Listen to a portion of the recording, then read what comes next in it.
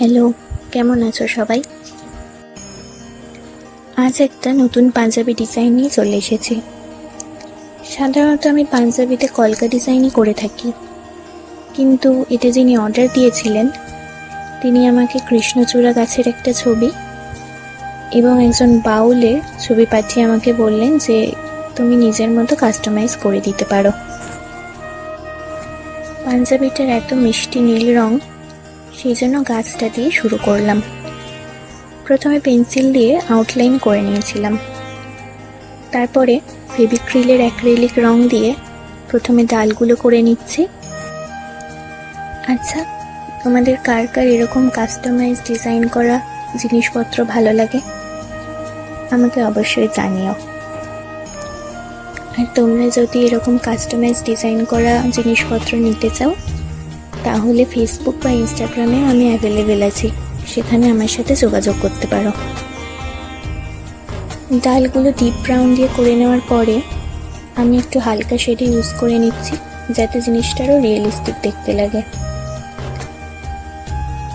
এরপর আমি deep green আর light গ্রিনের শেডিং করে সমস্ত পাতাগুলো এঁকে নেব।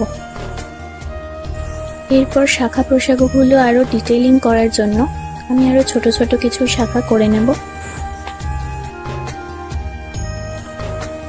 এটা যেহেতু একটা ডিপ কালারের কটন পাঞ্জাবি, সেই জন্য আমরা যে রঙটা ইউজ করছি শুকিয়ে যাওয়ার পর তার থেকে একটু ডিপ শেড চলে আসছে, তাই জন্য রঙটা বারবার করতে হবে।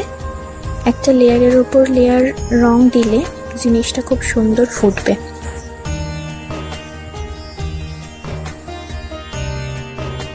এখানে ফুল আঁকার জন্য আমি অরেঞ্জ কালারের বিভিন্ন শেড ইউজ করেছি, আর আলো ছায়া বোঝানোর জন্য ইয়েলো আর রেডেরও ইউজ করেছি।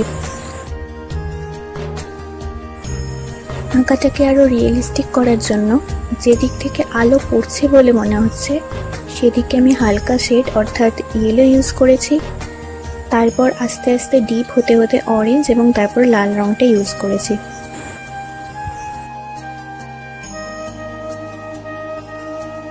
এই জায়গায় পাতাগুলো ফেড হয়ে গেছিলো, সেই জন্য আমি আবার ডাবল কোটিংয়ের মাধ্যমে জিনিসটাকে ফুটিয়ে তোলার চেষ্টা করেছি। সাথে আরও কিছু নতুন পাতাও অ্যাড করে দিচ্ছি।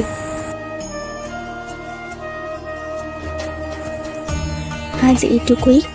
পরবর্তী ভিডিওতে বাউল আঁকার মুহূর্তগুলো তোমাদের সাথে শেয়ার করব। পাঞ্জাবিতে কাজ করা নিয়ে যদি তোমাদের কোনো প্রশ্ন থাকে অবশ্যই আমাকে জিজ্ঞেস করো। সবাই অনেক ভালো থেকো।